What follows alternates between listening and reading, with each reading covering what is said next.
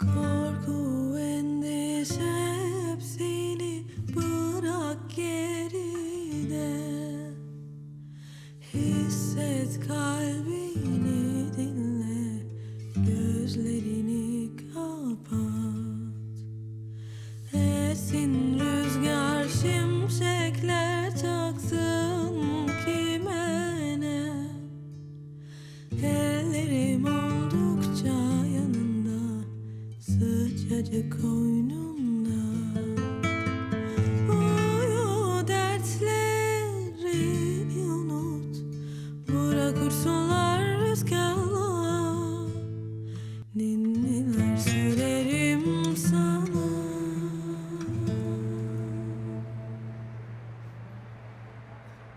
Welcome back to the channel. In this week's video we are in Masia to start the video, and then we're going to finish off in a hidden village as we go off the beaten path in Turkey. And we're going to be discussing why I always look to get away from the tourist norms when I'm on my photography workshops and trips.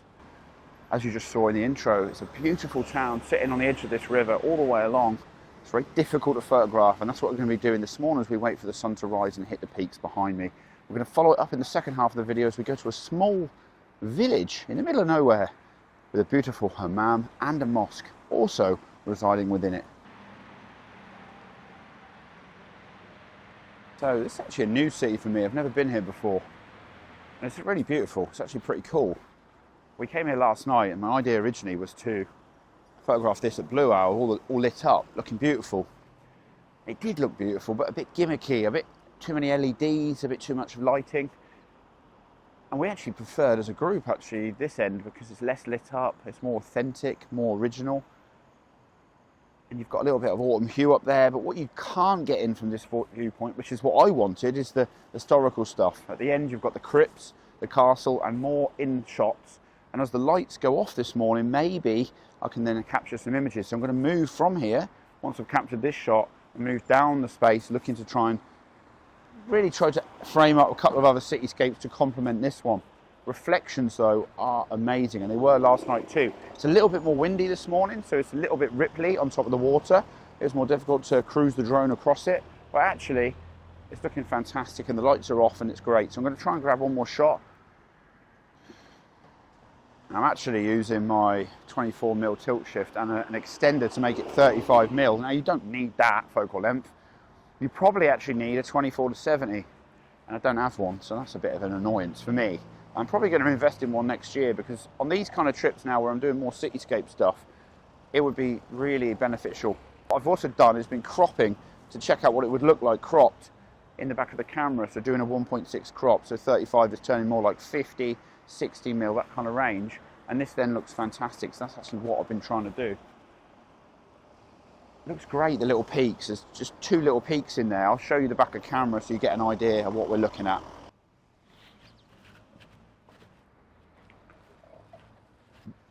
I've actually just come down a little bit further just to swing my position round on this. It's a little high, like the mountain's quite dramatic up at the top left side here, so it makes it kind of hard to know if it's balanced or working.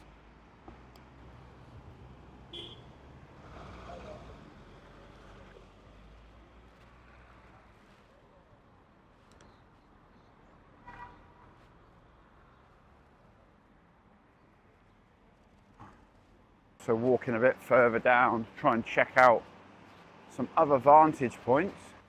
I've come down to the quieter end of the town now, and I'm looking for visuals that I was trying to scout out last night. Now, one of the best tips I can give you is to come down, always allow yourself plenty of time to kind of scout out places that you don't know that well. And that's what we did. We came last night with the intention to photograph Blue Owl, but actually to hopefully get better results this morning. It's really tough. It's a really nice town, but it's really tough to photograph. It's not easy to line up compositions, but I'm hoping to try to get one where I can get a bit of bridge, some historical houses, and behind it something historical, something heritage. That's what I'm all about. So that's the best tip. Always give yourself plenty of scouting time, like I'm doing this morning. It's not easy to find a place where anything works, really. I had the same problem last night. I was trying to do something that showed off the history behind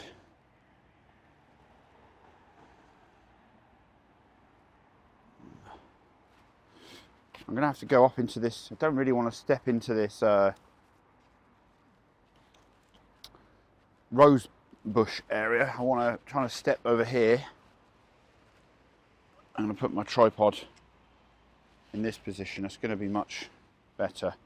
I had my adapter on to make my lens 35mm, and actually, to be honest, I now do not need it.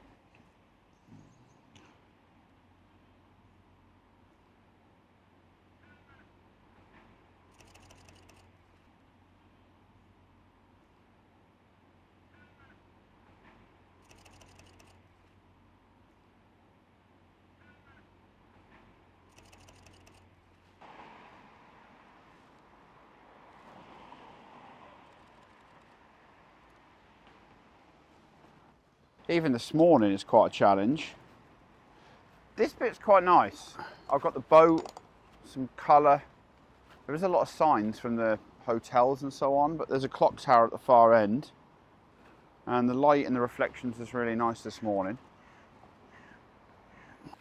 One of the reasons why I've decided to bring this particular group this far east in Turkey is because I've never been here before. And actually, one of the main things that happened last night is the welcome we got. So friendly to people. Of course, less used to tourism, more local tourists come here, more Turkish people come to this area.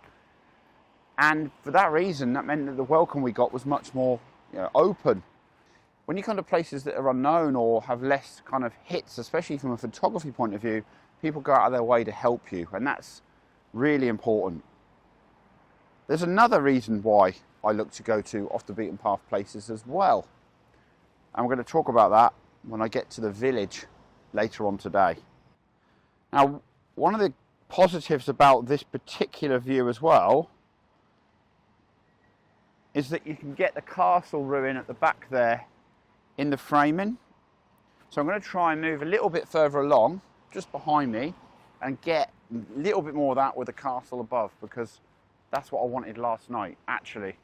Okay, moving along the bridge here, I've actually got probably my favourite shot of the morning.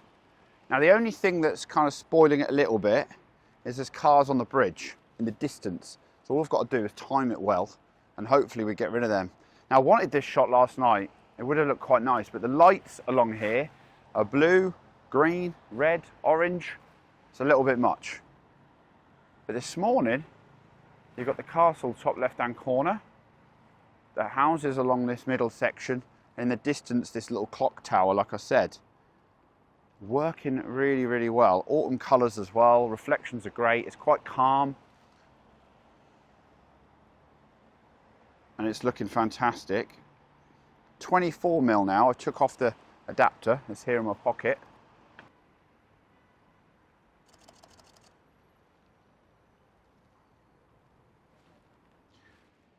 I'm going to do a 24mm pano, and the reason why is because I want more of the castle, but when I put more of the castle in, I lose some of the clock tower.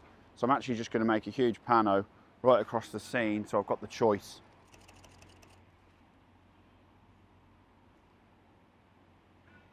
Okay, I think we're kind of done for this morning. I'm going to go back and get some breakfast. We're going to pack up the van, and we're going to get on out of here and get to our next location of the day. It's a small village, and hopefully we're going to enjoy what we find. More off the beaten path photography to come as we go interior.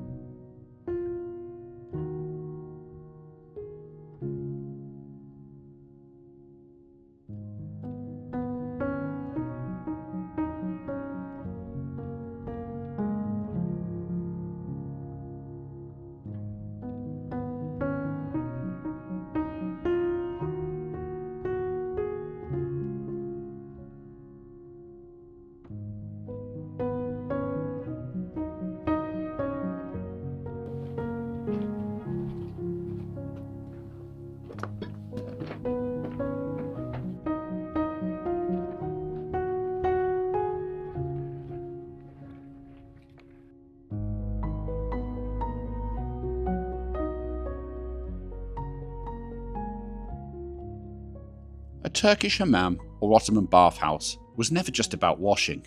It was a shared space built for routine, ritual, and time away from the street. Most were built modestly and with intent: stone, brick, doorways, domes, and small openings designed to hold the heat and guide the light. What you see today is less about use and more about what time and neglect have left behind. But when you first walk into one, it rarely looks photogenic. Your eyes need to adjust, the space feels flat, confined, and almost awkward. But slow down, work the place, and the structure starts to make sense. Curves begin to matter, light finds the edges, textures appear where you didn't expect them. This one leans red, but others shift towards grey, green, blue, chalky white, or even yellow. Each space sets its own limits and has its own palette. And photographed over time, you start to see patterns, not repetition, but variation, the same idea answered in different ways. Finding one in a rural setting is always a surprise. That distance is often what keeps them intact. Away from the towns and the cities, they're less disturbed and easy to read. Original surfaces, natural decay. In my eyes, these are some of Turkey's key heritage spaces. They deserve care and protection, not to be treated as human dustbins.